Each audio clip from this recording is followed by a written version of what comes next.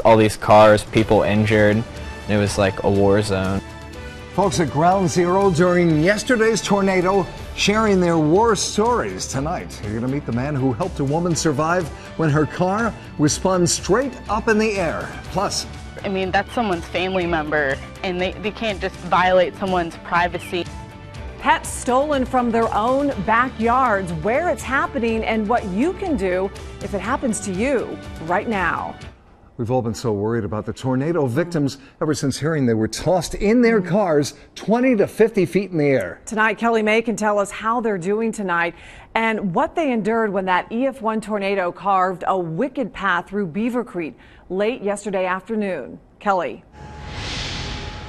Well, Jack and Deb, we know the woman who was sitting in her parked car in this lot yesterday when the tornado hit and tossed her around. She's in fair condition tonight, but we talked to a man who was inside Saki restaurant and helped her to safety.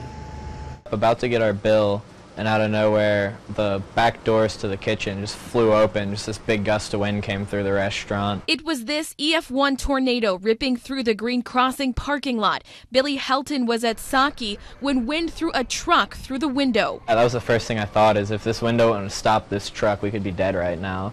That was just really scary. It was really grounding. Billy says it happened fast, and when it stopped, he saw his car, this Chevy Malibu, flipped 20 feet and onto its roof, and a woman in the car behind. She crawled out of her car and walked to the restaurant. We were like, we need to help this woman, obviously. She was bleeding. She looked really injured. It was this woman, Amber Jones, a Kettering nurse. We're told she broke bones in her back, and she had just gotten into her car when the tornado hit.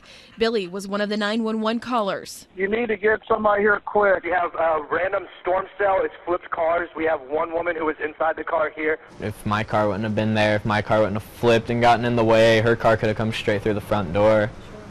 And she would have been a lot more injured, and I'm sure more people inside would have been as well. The other catch, Billy was getting his check, was ready to walk out the door. After all this, he's starting to believe in fate. Cars are replaceable, but I just thought, like, 30 seconds later we could have been walking out of the restaurant, and that could have been my life instead of just my car.